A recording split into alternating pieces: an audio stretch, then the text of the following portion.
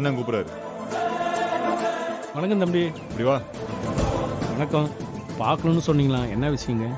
கோயிலுக்கு செக் ஆட்டுறதுக்கு உன் மாடை தானே கொடுப்ப? ஆமாம் தம்பி, வருஷம் என் மாடு தான் கோயில் செக் ஆட்டும்.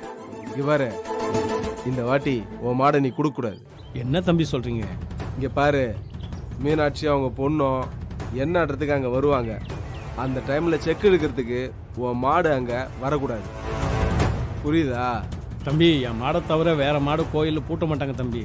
அதனால தான் சொல்றேன், நீ உன் மாட்டை கொடுக்க கூடாதியா. தம்பி, அது கோயில் விவகாரம் தம்பி. முடியாதுன்னு சொன்னா தெய்வ குத்தம் ஆயிடும் தம்பி. ஏய், கோயில்ல செக் ஆட்டுறதுக்கு மாடு இல்லாம அந்த மீனாட்சி தவிச்சு போனோம். பஞ்சாயத்துல ஒத்துக்கிட்ட சவாலை நிறைவேற்ற முடியாம மீனாட்சி அவங்க பொண்ணும் தோத்து போனையா. அதுக்குதான் சொல்றேன், இங்க பாரு, உன் மாடு செக் எடுக்க வரக்கூடாது.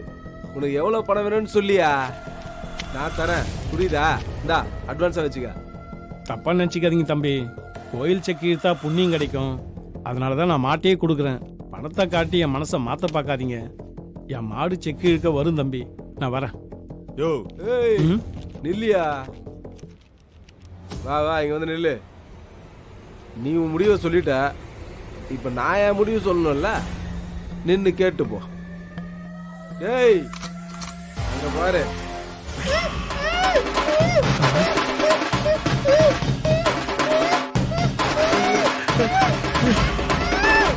பொண்ணு தம்பி, தம்பி தம்பி தம்பி விட்டுருங்க தம்பி.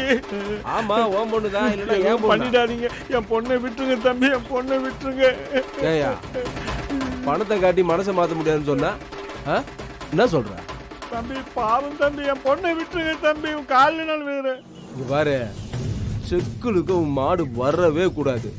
மீறி வந்துச்சு, இப்ப நீ பாக்குறல உசுரோட உன் பொண்ணு நாளைக்கு கம்மாயில போனமா தான் மிதப்பா. தம்பி அப்படியெல்லாம் பண்ணிட்டாதீங்க தம்பி, என் பொண்ணை விட்டுருங்க தம்பி. ஊருக்காரங்க மத்தியில நின்னு உன் மாட்டை தர முடியாதுன்னு நீ சொல்ற, புரியுதா? அது வரைக்கும் உன் பொண்ணு என் கஸ்டடியில தான் இருப்பா. அம்மா, பொண்ணு ஆகாதுமா, கவலைப்படாதம்மா, நான் பாத்துக்கிறேம்மா. இங்க பாரு, சொன்ன மாதிரி செஞ்சா உன் பொண்ணு எந்த சேதாரமும் இல்லாம நல்லபடியா வீட்டுக்கு வருவா. இல்லன்னா தம்பி தம்பி விட்டுருங்க தம்பி. நீங்க சொல்ற மாதிரியே நான் செய்யறேன் தம்பி. என் பொண்ணை விட்டுருங்க தம்பி. மாடை தரமாட்டேன்னு எல்லார் முன்னாடியே சொல்லு.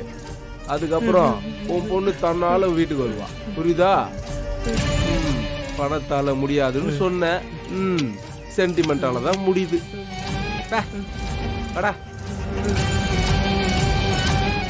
சாமிக்கு வழக்கமா செக்காடுற மாட்டை தர முடியாதுன்னு சொல்றான். திடீர்னு வேற ஒரு மாட்டை ஏற்பாடு பண்ண முடியாது, தெய்வ குத்தமாயிடும். இப்ப என்னப்பா பண்றது?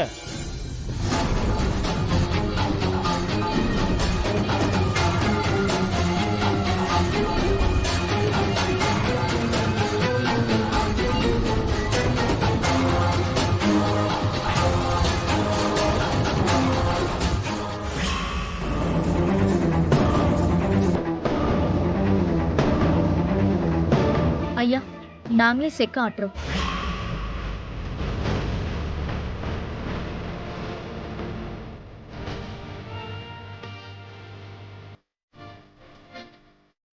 நாங்க 3 பேர் இருக்கோம். சாமிக்கு விளக்கேத்துறதுக்காக நாங்களே செக்க எடுத்து என்ன எடுக்கிறோங்க ஐயா.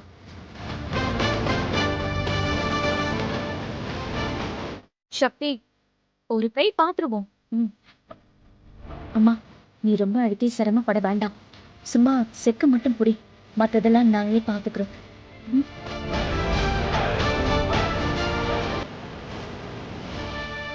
சக்தி, நானும் கூட செக் இழுக்கிறேன். இல்லைண்ணே, நீங்க புள்ளத்தாச்சியா இருக்கீங்க. நீங்க உங்க உடம்ப பாத்துக்கோங்க, நாங்களே பாத்துக்கிறோம். வா அக்கா, வாமா.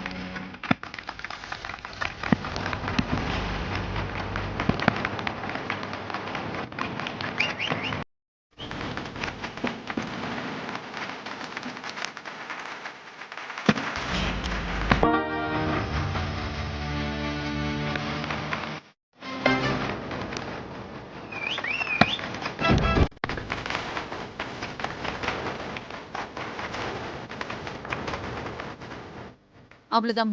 முதல்ல பாத்திரத்தை எடுத்து வாங்க. சரிம்மா